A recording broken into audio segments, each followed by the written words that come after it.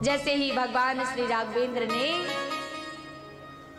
अयोध्या में प्रस्थान किया, विदाई सुग्रीव विभीषण जामवंत नल नील आदि प्रभु से मांग रहे हैं।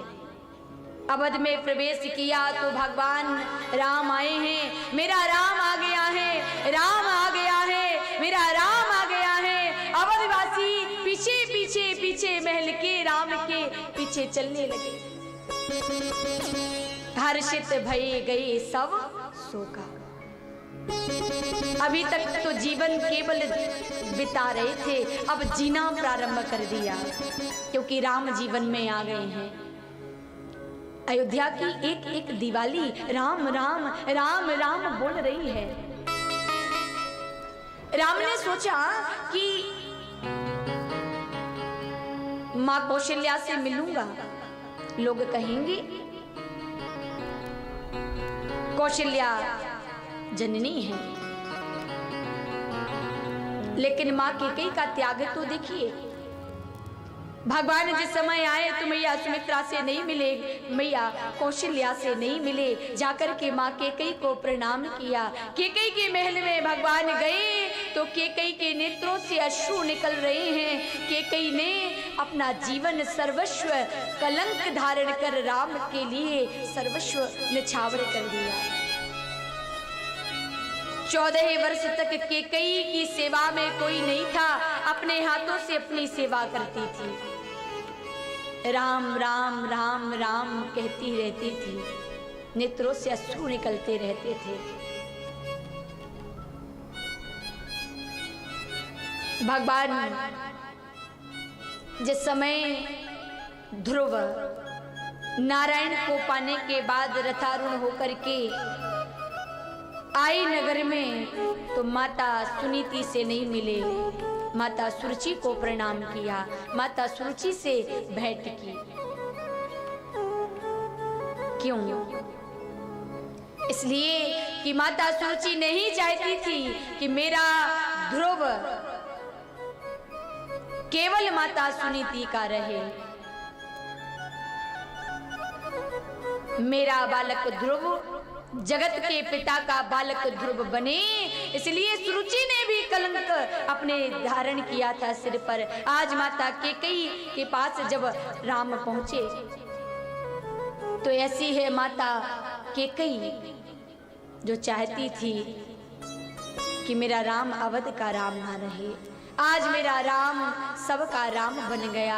आज कोलभीलों की प्रतीक्षा पूरी हुई, सबरी की भक्ति प्रतीक्षा पूरी की, जटायु को दर्शन दिया एवं संहार किया राक्षसों का, सत्य पर विजय पाई है और वानर भालुओं के सहित हमारे राम पुनः इस अवध में आए हैं।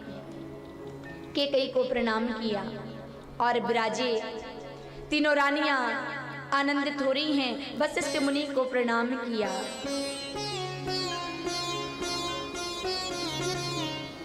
साष्टांग प्रणाम करते हैं भगवान लखन, माता जानकी और श्री राघवेंद्र पुनः बैठेंगे, राज्य तिलक होगा और अवधवासियों की इच्छा परिपूर्ण करेंगे, नेत्र धन्य करेंगे।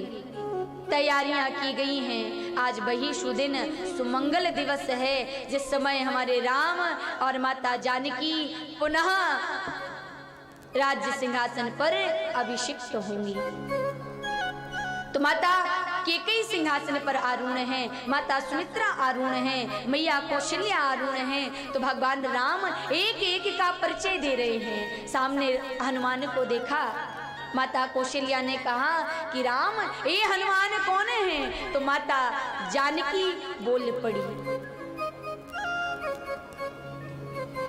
हनुमान हनुमान पूछ रही है माता कौन है? हनुमान के बिना राम कुछ नहीं है, क्योंकि राम जी चले ना हनुमान के बिना और हनुमान जी चले ना श्री राम के बिना। लेकिन लखन बीच में बोल पड़े, क्योंकि दंड है ना लखन और ध्वजा राम है, और ध्वजा तभी फहरेगी जब दंड मजबूत होगा।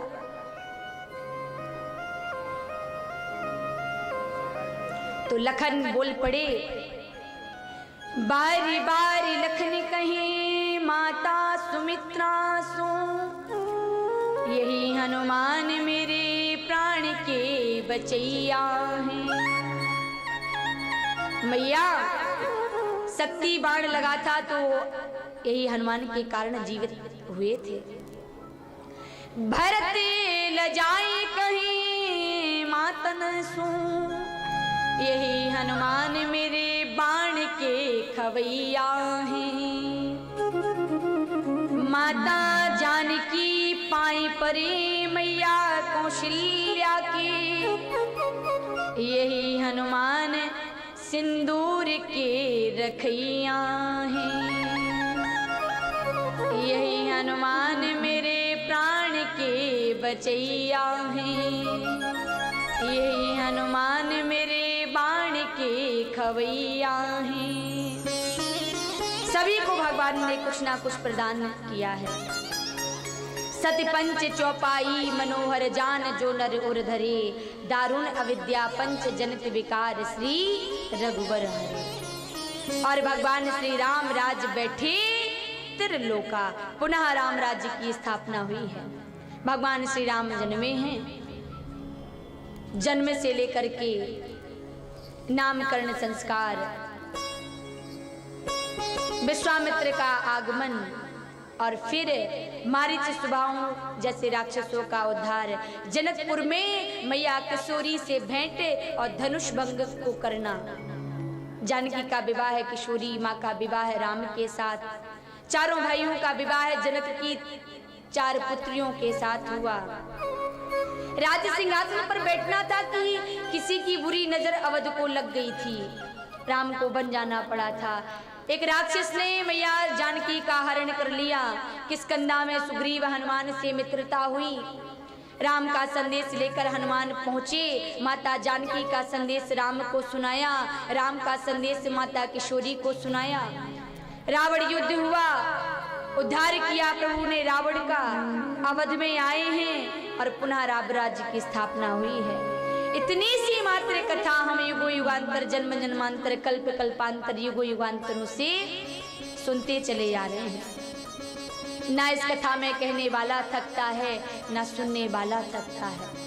कहा जिस दिन इस कथा के श्रोता वक्ता दोनों परिपूर्ण हो जाएंगे, जिस दिन मछली जल से तृप्त हो जाएगी, उस दिन कहने वाला वक्ता और सुनने वाला श्रोता दोनों ही परिपूर्ण तृप्त हो जाएंगे।